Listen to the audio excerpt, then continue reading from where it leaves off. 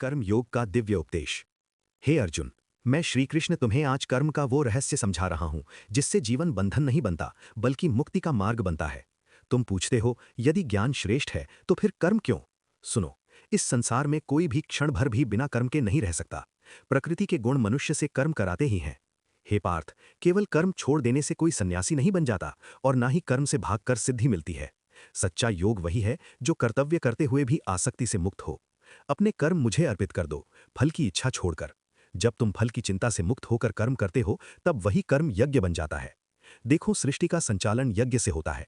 यज्ञ से वर्षा, वर्षा से अन्न और अन्न से प्राणी जीवित रहते हैं। जो इस चक्र को नहीं मानता वो व्यर्थ जीवन जीता है। किंतु जो आत्मतृप्त है, जिसे आत्मा में ही आनंद मिलता है, उसके लिए कोई बंधन नहीं। हे अर्जुन, श्रेष्ठ पुरुष जैसा आचरण करता है, सामान्य जन वैसा ही अनुसरण करते हैं।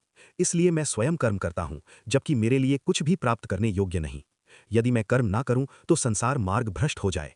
अपने स्वधर्म का पालन करना, चाहे वो कठिन क्यों ना हो, पराये धर्म से कहीं श्रेष्ठ है। युद्ध से मत भागो, क्षत्रिय होकर तुम्हारा धर्म युद्ध है। मृत्यु से मत डरो, क्योंकि कर्म करते हुए प्राप्त मृत्यु भी पवित्र होती है। कामना और क्रोध यही मनुष्य के महान शत्रु हैं।